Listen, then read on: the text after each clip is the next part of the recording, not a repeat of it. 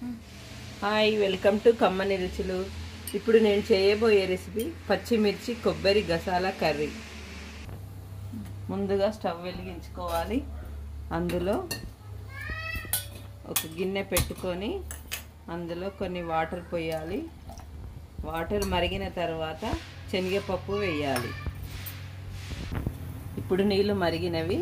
అందులో ఒక table spoon శనగపప్పు వేసుకోవాలి. అది కొంచెం మెత్తగా ఉడకాలి.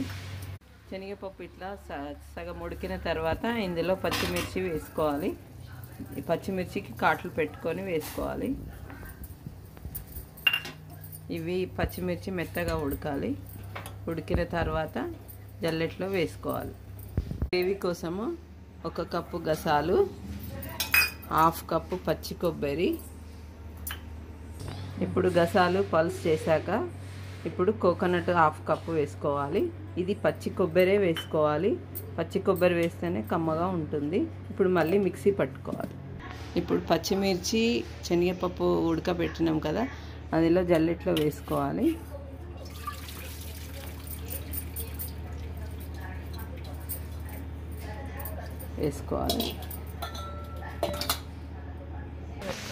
ఇప్పుడు స్టవ్ వెలిగించుకొని గిన్నె పెట్టుకోవాలి.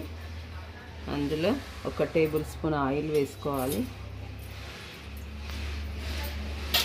కొంచెం వేడెక్కాక అందులో ఎల్లిపాయలు వేసుకోవాలి.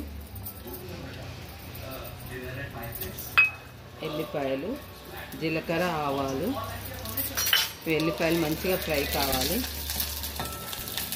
ఇప్పుడు ఎల్లిపాయలు మంచిగా ఫ్రై అయిపోయినాయి. అందులో కొత్తిమీర, కరివేపాకు వేయాలి. ఇది కొంచెం ఫ్రై అయిన తర్వాత ఇప్పుడు ఉడకబెట్టి వార్చుకున్న పచ్చిమిర్చి, శనగపప్పు వేసేయాలి. అవి కూడా మంచిగా కొంచెం సేపు 5 నిమిషాలు ఫ్రై కావాలి. ఇప్పుడు తగినంత సాల్ట్ వేసుకోవాలి పచ్చిమిర్చిలోనే, ఎందుకంటే పచ్చిమిర్చికి సాల్ట్ పట్టి రుచిగా ఉంటుంది. కొంచెం పసుపు వేసుకోవాలి.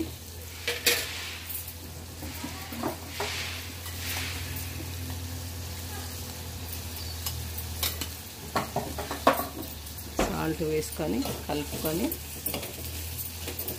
ఇలా ఫ్రై అవుతున్నప్పుడు ఇప్పుడు మనం వాటర్ పోసి గసాలు కొబ్బరి పేస్ట్ చేసుకున్నాం కదా, ఇది ఇందులో వేసుకోవాలి.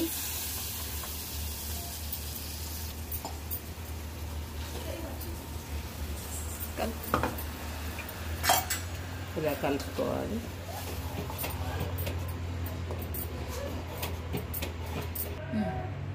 ఇది కొంచెం